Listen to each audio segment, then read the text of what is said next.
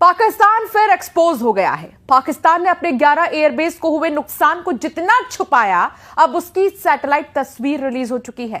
साफ नजर आ रहा है रावलपिंडी एयरबेस पर हुए हमले के बाद जनरल मुनीर के बंकर में छुपने की खबर क्यों इतनी वायरल हो गई।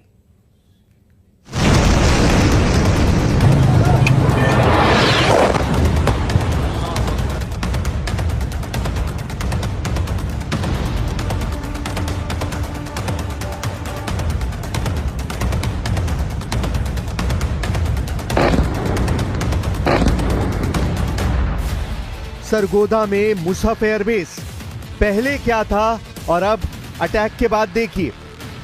सिंध के जामशोरा में भोलारी एयरबेस, यहां भी पहले और अब की तस्वीर। जेकबाबाद में शहबाज एयरबेस में क्या हुआ वो भी देखिए। और सबसे खास रावलपिंडी में नूर खान एयरबेस, पहले और अब के सैटेलाइट तस्वीरें बता रही हैं कि पाकिस्तान बहुत बुरी तरह पिटा है। नूर खान बेस पर धमाका, और इस धमाके का मैसेज पूरी दुनिया तक गया। मैसेज एक नहीं, इस धमाके में तीन मैसेज छुपे हुए हैं। पहला मैसेज, पाकिस्तान के सबसे अहम बेस भारत की जद में है। दूसरा मैसेज, पाकिस्तान की मिलिट्री लीडरशिप खत्म की जा सकती है। तीसरा मैसेज, पाकिस्तान के परमाणु ठिकाने भारत की जद में है। नूर खान एयरबेस रावलपिंडी में है। रावलपिंडी पाकिस्तानी सेना का मुख्यालय है और इसी मुख्यालय में बैठते हैं जनरल आसिम मुनीर। भारत ने 11 अड्डों पर स्ट्राइक करके बता दिया कि कितनी तेजी से पाकिस्तान की मिलिट्री कमांड को घुटनों के बल लाया जा सकता है। इस स्ट्राइक में रावलपिंडी के कमांडरों के लिए क्या मैसेज था, उसे समझने से पहले देखिए कैसे नूर खान एयरबेस और सरगोदा एयरबेस पर हुई एयर स्ट्राइक ने पाकिस्तान की परमाणु कमांड में कोहराम मचा दिया। नूर खान एयरबेस से 100 किलोमीटर पूर्व में है कहूटा परमाणु प्लांट। यह न्यूक्लियर सेंटर ही पाकिस्तान के परमाणु कार्यक्रम की बुनियाद कही जाती है। नूर खान एयरबेस से 40 किलोमीटर उत्तर पश्चिम में है वाह कैंट। यहीं पर पाकिस्तान के परमाणु वॉरहेड असेंबल किए जाते हैं। नूर खान एयरबेस से 40 किलोमीटर पश्चिम में है फतेह जंग। यहीं पर पाकिस्तान बैलिस्टिक मिसाइल लॉन्चर तैयार करता है। नूर खान एयरबेस से 30 किलोमीटर उत्तर पश्चिम में है तक्षशिला। यहां भी पाकिस्तान की मिसाइलों की टेस्टिंग की जाती है, उनके लॉन्चर तैयार किए जाते हैं। नूर खान एयरबेस से चंद किलोमीटर पश्चिम में है नीलौर प्लांट। यहां परमाणु बम के लिए पाकिस्तान की प्लूटोनियम फैसिलिटी है। एक धमाका और पाकिस्तान के परमाणु कार्यक्रम पर पंजे वाला हमला हो गया। एक टारगेट से 5 अड्डों तक मैसेज गया। पाकिस्तान के न्यूक्लियर से लेकर मिसाइल कार्यक्रम की धज्जियां कैसे उड़ाई जा सकती हैं, ये बात शहबाज शरीफ और जनरल आसिम मुनीर को बहुत ही साफ तरीके से समझा दी गई।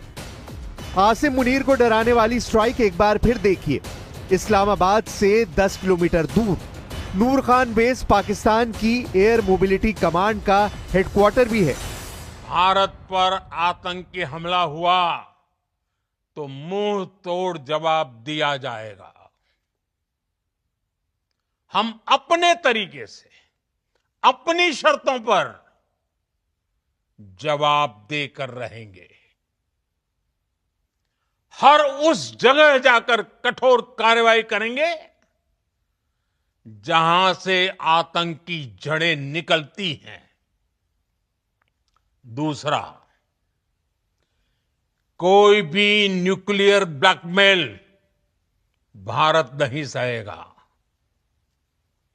न्यूक्लियर ब्लैकमेल की आड़ में पनप रहे आतंकी ठिकानों पर भारत सटीक और निर्णायक प्रहार करेगा।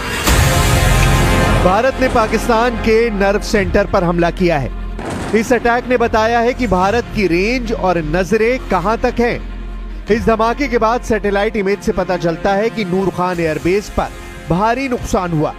ईंधन से भरे कई ट्रक भस्म हो गए।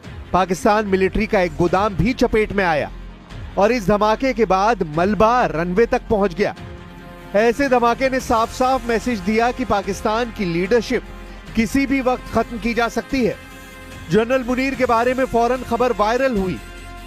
खबर यह कि मंगला कोर के साथ युद्ध अभ्यास के दौरान टैंक पर चढ़ने वाले जनरल मुनीर बंकर में छुपे हैं। 10 दिन में वक्त बदल गया, हालात बदल गए, जनरल के जज्बात बदल गए। खबर फैली कि टैंक पर चढ़कर भारत को ललकारने वाला जनरल 2 घंटे तक बंकर में रहा। इसमें कितनी सच्चाई है ये बात जनरल मुनीर और उनके करीबी जानते हैं। रावलपिंडी में नूर खान एयरबेस पर धमाके के बाद से ही पाकिस्तान का सबसे बड़ा खौफ शुरू हो गया। नूर खान पर भारत की स्ट्राइक ने पाकिस्तान को बहुत कुछ सोचने पर मजबूर कर दिया। इस धमाके में वो ताकत थी जिसकी गूंज पाकिस्तान के कोने कोने तक पहुंची। भारत के हमलों से डरे पाकिस्तानी फौज और खुफिया एजेंसी के अधिकारियों को लगा कि भारत जिस तेजी से सटीक हमले कर रहा है, ऐसे में कहीं उनके हथियार उन्हें ही न मार दें। नूर खान के साथ एक और बेस है जिसने पाकिस्तान में परमाणु इमरजेंसी वाला सायरन बजा दिया। यह है पाकिस्तान का सरगोदा एयरबेस। सबसे बड़ा नाम है सरगोदा का मुसहफ एयरबेस, जो पाकिस्तानी वायुसेना के मध्य कमान का सबसे बड़ा एयरबेस है। यहां पाकिस्तान के F-16 की 2 स्क्वाड्रन और JF-17 और मिराज 5 की एक स्क्वाड्रन तैनात है। साथ में MiG-21 की चाइनीज कॉपी F-7 भी यहां मौजूद है। सरगोदा का एयरबेस मुसहफ पाकिस्तान का सबसे खास अड्डा माना जाता है। लेकिन यहां पर हुई स्ट्राइक ने कैसे पूरे पाकिस्तान में परमाणु सायरन बजा दिया, अब ये बात समझिए।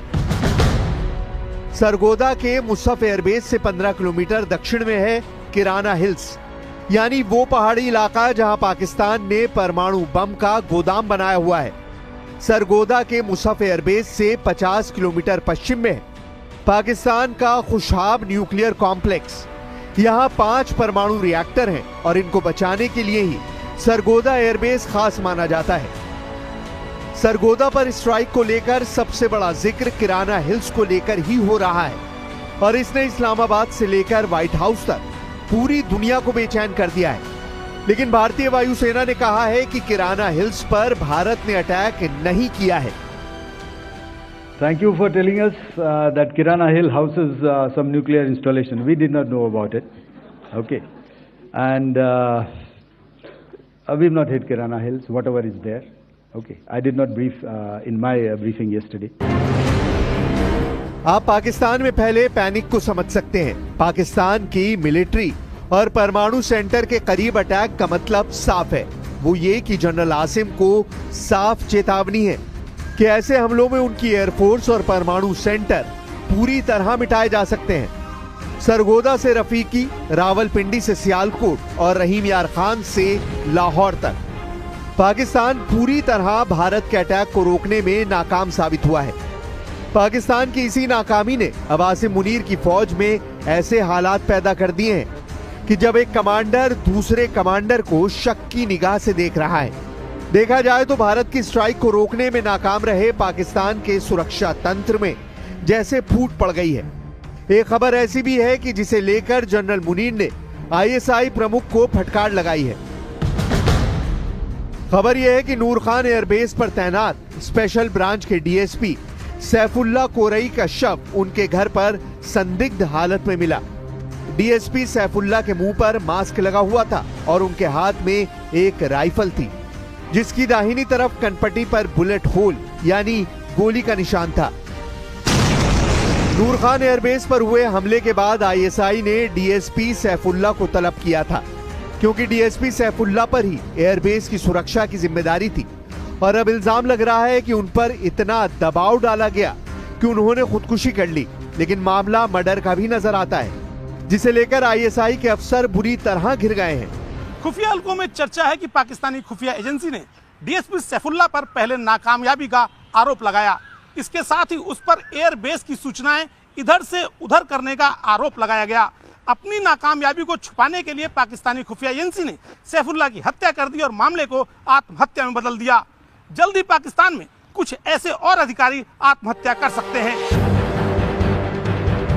नूर खान एयरबेस पर हमले के बाद DSP सैफुल्ला की ISI के अफसरों से बहस हुई, झड़प हुई और फिर उनकी लाश उनके घर में मिली।